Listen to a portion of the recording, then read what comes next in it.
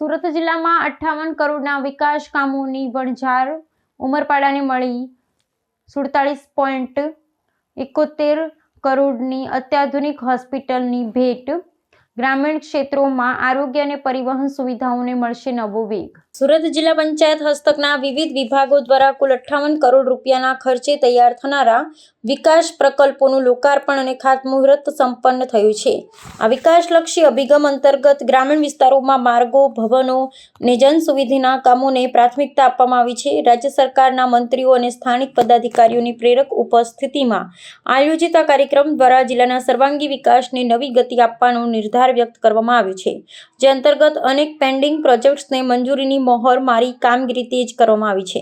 આ વિકાસ પ્રકલ્પોમાં સૌથી મહત્વપૂર્ણ ઉમરપાડા ખાતે નિર્માણ પામનારા ખેડા જિલ્લા હોસ્પિટલ છે, જેનો બાંધકામ માટે 47.71 કરોડ રૂપિયાનું બજેટ ફાળવવામાં આવ્યું છે। આ નવી હોસ્પિટલના બાંધકામ કાર્યને ભૂમિપૂજન થતાં જ સ્થાનિક આદિવાસી સમાજમાં ખુશીની લહેર જોવા મળી રહી છે।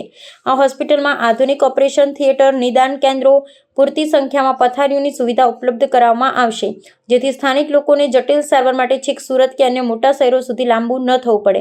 તંત્ર દ્વારા કરવામાં આવેલી આ જાહેરાત મુજબ આગામી નિયત સમય મર્યાદામાં હોસ્પિટલનું કાર્ય પૂર્ણ કરી તેને કાર્યરત કરી દેવામાં આવશે। વહીવટી અધિકારીઓએ જણાવ્યું હતું, હોસ્પિટલ ઉપરાંત જિલ્લાના અન્ય પછાત તાલુકાઓમાં પણ માળખાગત સુવિધાઓ વધારવા માટે આયોજન કરવામાં આવ્યું છે।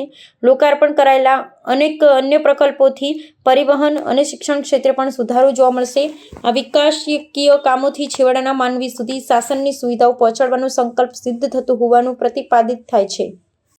યોજના વિધાનસભાના નિયમ 44 હેઠળ નરેન્દ્રભાઈ મોદી સાહેબે વિધાનસભામાં એની જાહેરાત કરી અને મિત્રો અત્યાર સુધીમાં 2 લાખ કરોડ રૂપિયા અંબાજીથી ઉમરગામ સુધી વપરાયા આદિવાસી સમાજના વિકાસ માટે, અને એનો સૌથી વધારે લાભ કોઈને મળ્યો હોય, એનો સાક્ષી કોઈ તાલુકો બન્યો હોય તો એ માંગરોળ વિધાનસભાનો ઉમરપાડા તાલુકો અને માંગરોળ તાલુકો એનો સાક્ષી બન્યો છે।